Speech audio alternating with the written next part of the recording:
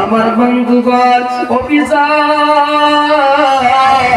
2 গ্রাম 3 গ্রাম পাই দিয়ে যাওয়ার পরে শোনা অফিসার কোনো মতে পাওয়া যায় না। একটা বাঙ্গা ঘর থেকে ওই ঘর থেকে আওয়াজ আসে, আমার সন্তান একটা বেঈমান সন্তান ছিল রে।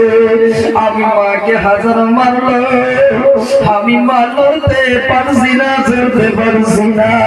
অফিসার ডাক্তার বলছে কে ওই মাটা? আমার মাকে আমি লাথি দিয়ে মারছি রে। সোনারে যায় মাকে ডাকে, মার ঘরের দরজা খুলে দেয় না।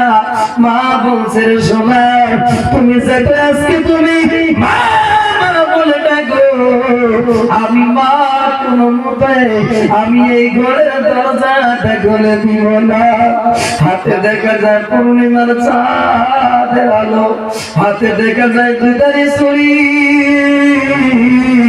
ওই দুধারি ছুরি দিয়ে আমাকে দুখণ্ড করে দিবে। আমার সোনারা এইবার মা বারবার করে মাকে ডাকে, মা কোনো মতে দরজা খুলে দেয় না। সোনা মা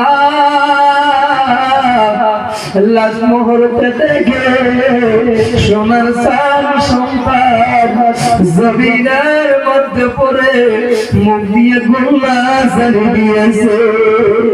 অন্তরে সোনা সন্তান যদি কোনো বিপদে পড়ে মা বাবা কি থাকতে পারে কি?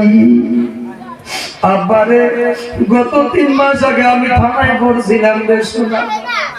আমাকে বলে রাজনৈতিক বক্তব্য করে আমার বন্ধুগণ ভাইরা, আমার বন্ধুগণেরা, আমি যখন থানার মাধ্যমে যাই, সন্ধ্যার সময় আমার বিবি গেল, আমার আব্বাকে আমি দেখি না, আমার মনটা কান্দে।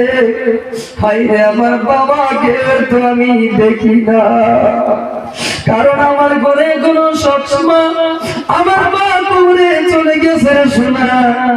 আমি ভাবলাম আমার বাবা বোঝায় পাওয়ার হয়ে গিয়েছে।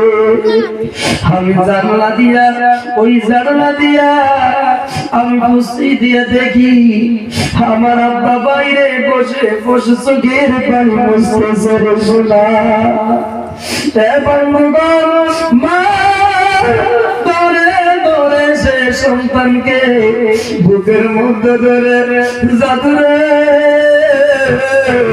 তোকে কি বৌমা কি বিষ ভাগ করে দিল নাকি?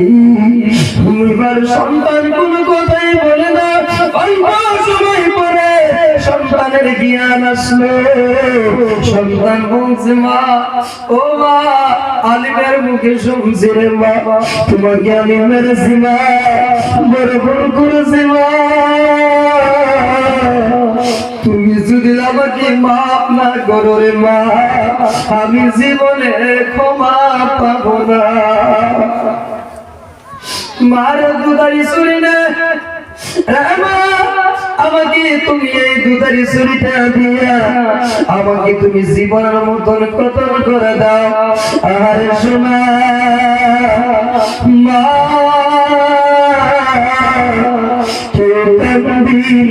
প্রসব